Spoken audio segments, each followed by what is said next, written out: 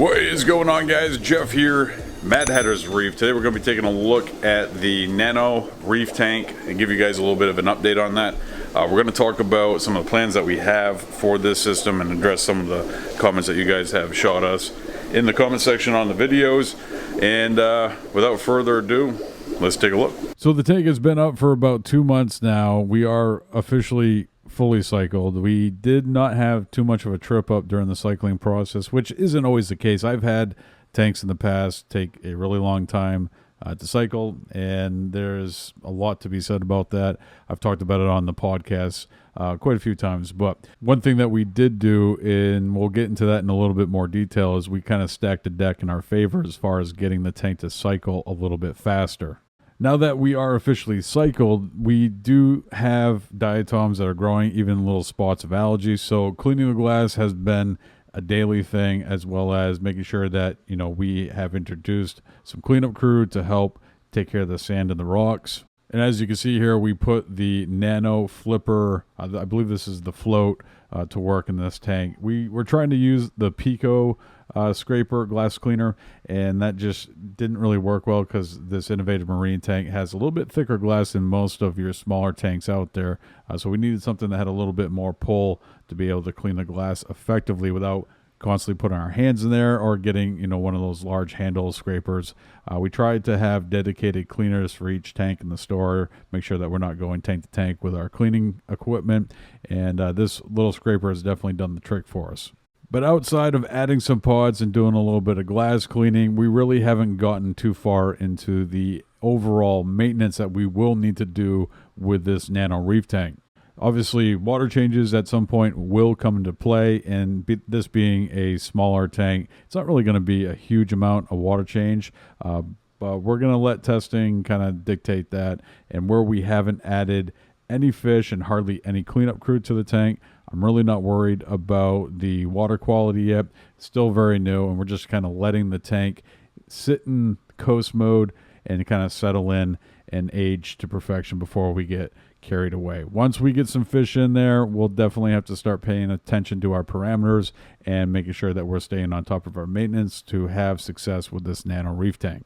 So there was a question, not really a question, but more of a statement that came up in one of the previous videos on this tank, and that was that I have the tank running low, where on the Innovative Marine, that is actually supposed to be the fill line, that line that goes in between their logo, and that is true.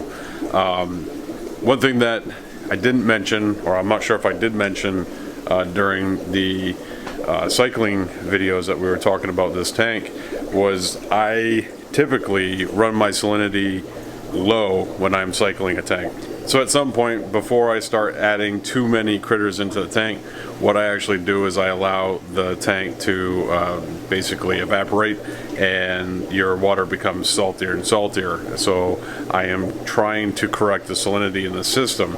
The benefit to running your salinity at a lower parts per thousand during the cycling process is it actually allows the bacteria to grow a little bit more freely and definitely ramps it up.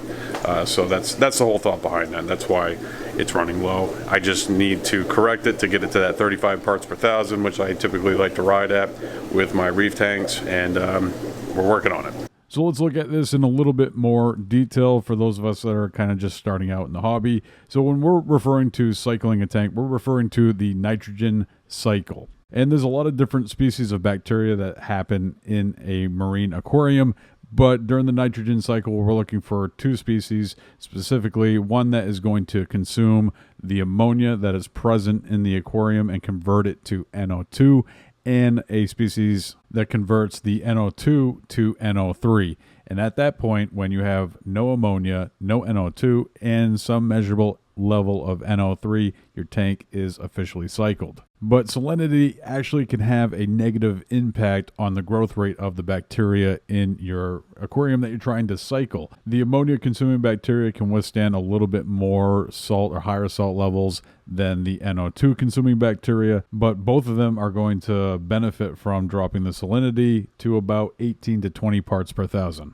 With that being said, at some point you do need to increase the salinity of the aquarium, and I prefer to do that with just good old-fashioned evaporation. So what I'm going to do with this tank as I am dropping the salinity is I'm going to top it off slowly with salt water to slowly increase the overall salinity of the tank.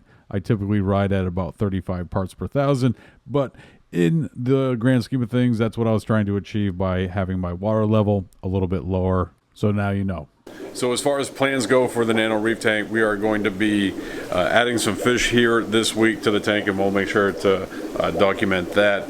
We're going to simply just take the pair of clowns that we have in the Evo 13.5 that has been overrun with Aptasia. So we're going to have to get aggressive about dealing with those, which we'll make sure that we make a video on that. But we're going to take those 2 clowns, move them into this tank, and then as far as what we're going to do for other livestock, I need to add some more snails. We're getting to a point where the algae is starting to grow, so we want to make sure that we're staying ahead of that.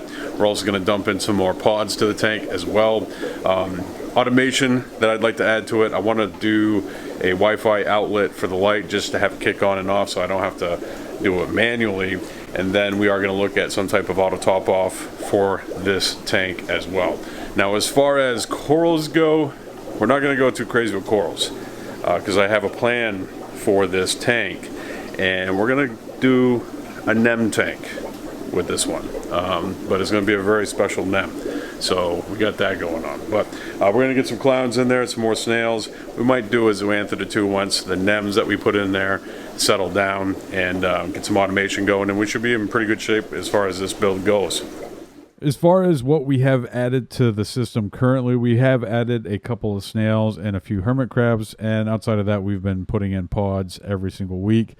We've been adding 16-ounce pods. This is a blend of 3 different species that we've been putting into the system. They're going to be in all different areas of the water column, and hopefully they can seed this tank and help us mitigate the ugly stage, which is definitely something that most tanks that are brand new are definitely going to be up against.